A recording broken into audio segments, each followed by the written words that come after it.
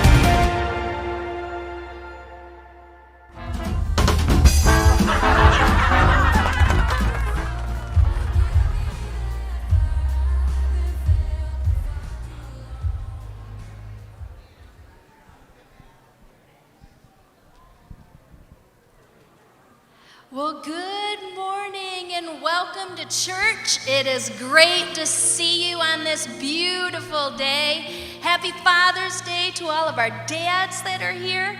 I'm just going to invite you to stand and just take a minute to welcome each other. Let each other know you're glad that they're here today. And if you're joining us online, we're glad to have you as well.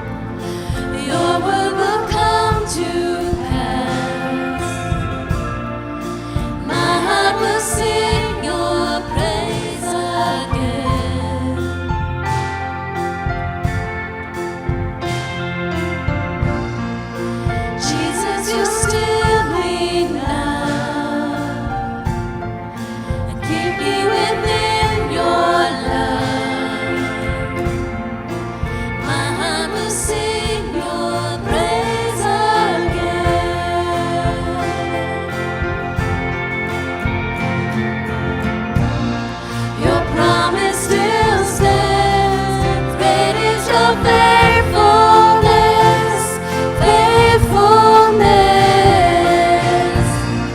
I'm still in your hands. This is my confidence. You've never failed. Your promise still stands. Great is your faithfulness, faithfulness. I'm still in your hands. This is my confidence. You've never failed me yet.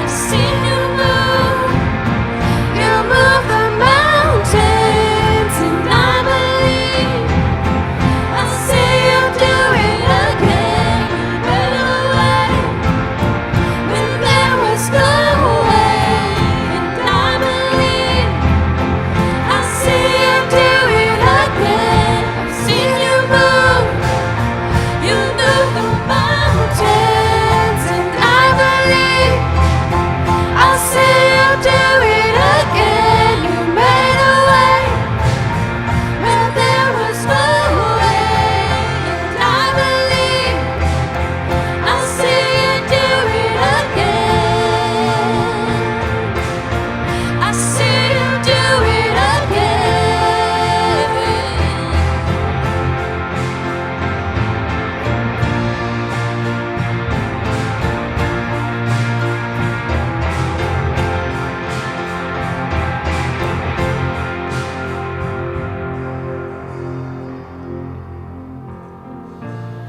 Your promise still stands. Great is your faithfulness, faithfulness. I'm still in your hands. This is my confidence. You've never failed. Your promise still stands. Great is your faithfulness, faithfulness. I'm still in your hands. This is my confidence. You've never failed me yet.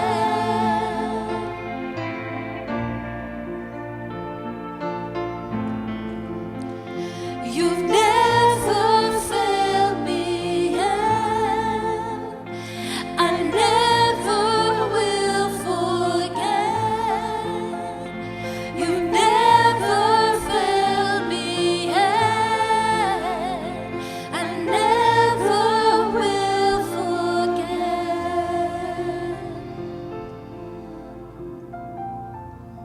Yes, thank you, God. We have that confidence that God has never failed us yet. There was a song in my days of being a choir director. It was "He never failed me," or "Jesus never failed me yet," something like that, with that same phrase. And the song was really cool. It was catchy, but it really bothered me at first. Because it's like, He never failed me yet, but like He might sometime. And it's like, no, I get it now. It's really important to remember that He never has failed us yet. And because of what He has done in the past, those times over and over and over again, when we've walked through the wilderness, when we've walked through the hard times, when we've walked through the dry times, He has never failed us. And God has a perfect track record. And because of that, we have great confidence and faith that He's not going to fail us. And that's why it's so important to remember what God has done in the past. We can rely on the promises of God and His Word. We can trust Him. There's always light God is that light. He's always going to bring us through, even when times are tough.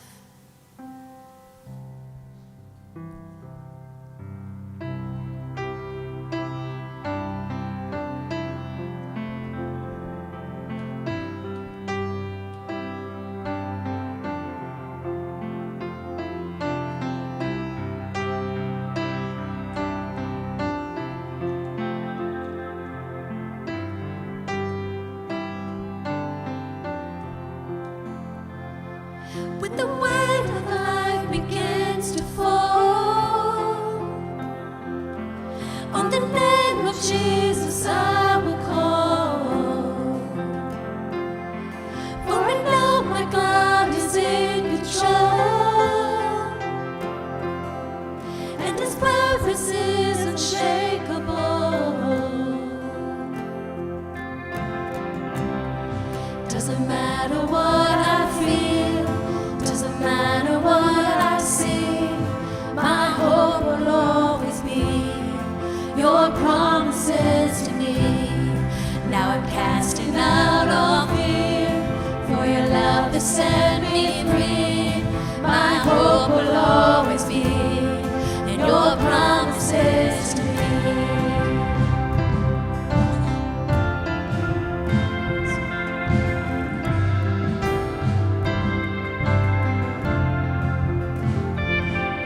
As I walk into the days to come,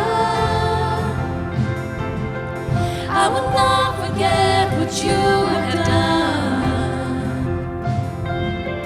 For you have supplied my every need, and your presence is enough for me.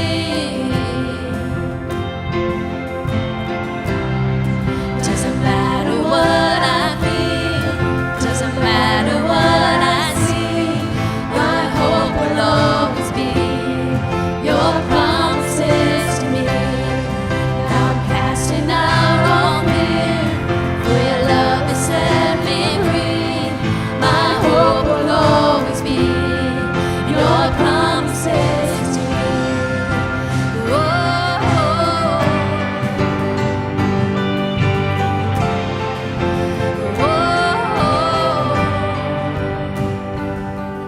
You will always be more than enough for me. You will always be more than enough for me. Nothing's gonna stop the plans you made. Nothing's gonna take your love away. You will always be more than enough for me. You will always be more than enough for me. You will always be more than enough for me. Nothing's gonna stop the plans you made. Nothing's gonna take your love away. You will always be more than enough for me. Doesn't matter what I feel, doesn't matter what I see, my hope will always be your promises to me. Now I'm casting out all fear, for your love has set me free. My hope will always be in your promises to me. Doesn't matter what I feel, doesn't matter what I see, my hope will always be your promises to me. Now I'm casting out all fear, for your love has set me free. My hope will always be in your promises to me.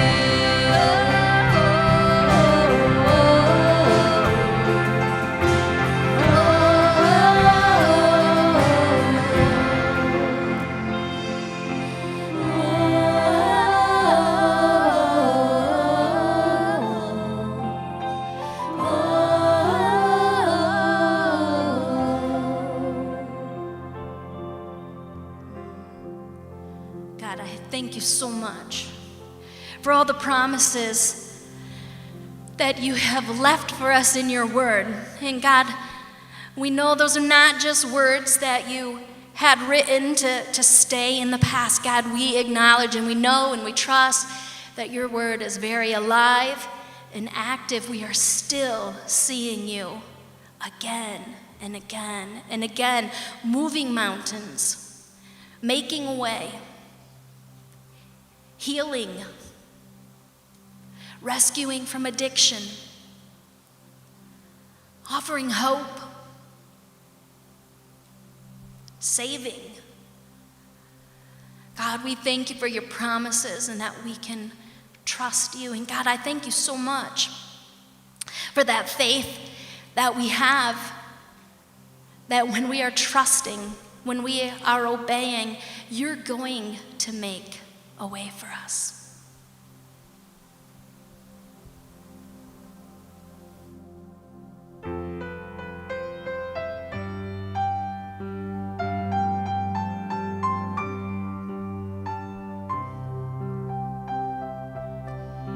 When we trust and obey in the light of his word, what a glory he sheds on our way. While we do his good will, he abides with us still, and with all who will trust and obey. Trust and obey, for there's no other way to be happy in Jesus but to trust and obey. Not a shadow can rise, not a cloud in the sky, but his smile quickly drives it away. Not a doubt nor a fear, not a sigh nor a tear can abide while we trust and obey. Then with fellowship sweet, we will sit at his feet, or will walk by his side in the way. What he says we will do, where he sends we will go. Never fear, only trust and obey. Trust and obey, for there's no other way to be happy in Jesus but to trust and obey. Trust and obey, for there's no other way to be happy in Jesus but to trust and obey.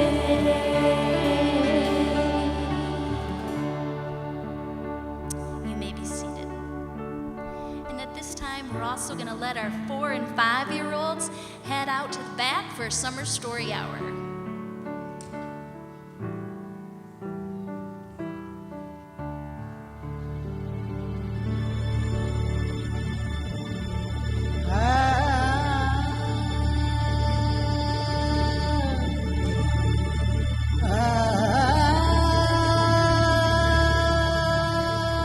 We're in the southern part of Israel.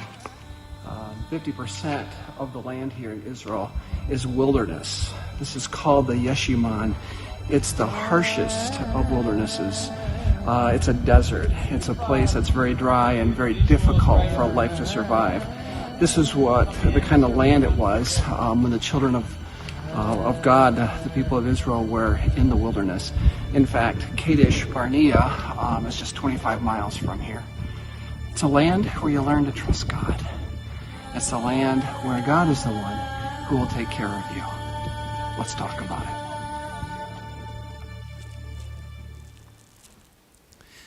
Well, we do want to welcome you this morning, and we do also want to say Happy Father's Day to all of you dads. We're celebrating you and want to encourage you today.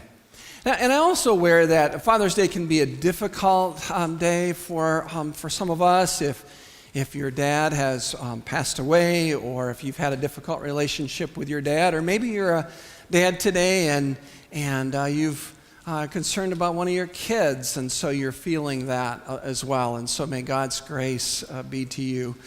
You know, when I was growing up, my dad was always strong, very capable, and I looked up to him, and I'm thinking, how hard can it be to be a dad? Then I became one. And I'm going to tell you, it's a lot harder than it looks, all right? And those of you who are dads understand that. I mean, they're just challenges to being a dad all the way along. I remember the story about a guy who had stopped in a grocery store and noticed a young dad with his 3-year-old son. And the 3-year-old was really fussy in the store, as kids can be sometimes. And the child was fussing, wanting this particular thing, and in a very patient, calm voice, the dad just said, "Billy, stay calm." And the guy was shopping and saw the dad with his child in the next aisle over, and they must have been, walking past cookies or something, and the 3-year-old had kicked up the fuss and was really starting to stir it up, and very patiently the dad was saying, "Billy, stay calm, we'll be out of here in a few minutes." By the time they got to the checkout, this kid was almost out of control, and yet the dad was like, "Billy, stay calm, we'll be in the car in a couple minutes."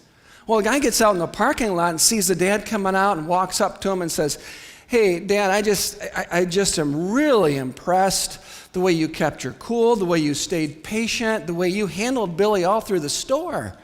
He says, "No, you don't understand. I'm Billy," he said.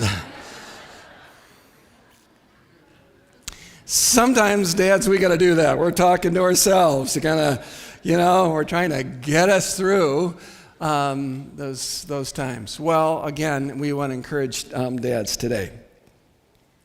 What I want to talk with you all about, but particularly dads, is in addition to the normal challenges and stresses of life, we come into seasons that can be exceptionally difficult.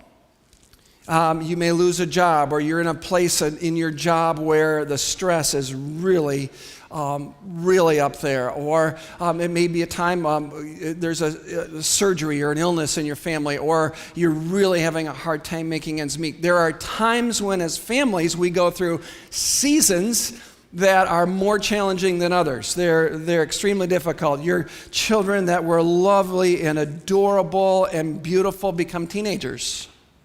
And it's a whole new season of parenting and trying to understand what that is like. And so we go through times, some call it the land between where you want to be or where you were and where you're going to be. Or I refer to them as wilderness seasons. And maybe you're in one of those seasons today. Maybe you're in one of those seasons where, man, it's tough. You're going through the loss of someone close to you. You, again, with rising food costs or fuel costs, you're saying, man, I don't know if we can stretch this budget much more to be able to make it. Or you're in a difficult place in a relationship, and you go, this is a difficult season. How do we get through this wilderness season in life? And I want to talk about that, about how we go through these wilderness seasons, because how we handle those wilderness seasons really is an opportunity for us to grow in our faith and to grow in our character and to grow in our relationship with God as dads. And to give us the framework, I'm starting a new message series today entitled Lessons from the Land.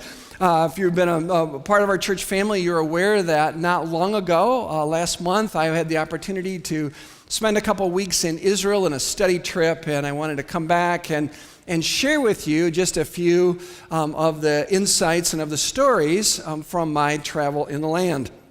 And it's kind of interesting, by the way, one of the first observations in going to Israel is that Israel as a nation, as a country, is pretty small. In fact, if you lay the map of Israel over Michigan, actually the whole nation of Israel will fit in Lake Michigan. Okay, so the purple there is Israel compared to Lake Michigan, which is in yellow. Actually, the state of Michigan is 11 times larger than the nation of Israel. And so the first impression is, wow, Israel is not very big. The second impression when you arrive in the land is this. The country, even though it's not very big, half of it's brown and half of it's green. The southern half of Israel is brown. Now, this is hard for us to understand because we live in a green state, right? You look outside, there's grass, there's trees, there's lakes everywhere. The whole nation of Israel has like 2 lakes and one of them's dead, all right? I mean, we are so spoiled. We're within less than 5 minutes, you can be near a lake here. Within 10 minutes, you can be in multiple lakes, and it's always green. And so when you get there, there's this stark contrast to Michigan, is it's brown. And so there is desert. There's 2 kinds of deserts in Israel. So now this is the southernmost part of desert of Israel. This is called the Yeshimon, which means it's uninhabitable desert, okay? Basically, you can't live there. This is the Makesh Ramon, a place where we were there. You could show, again, for miles, it's brown. For miles, there's no inhabitation. For miles, there's nothing green, nothing growing. It's desert. In fact, the only thing there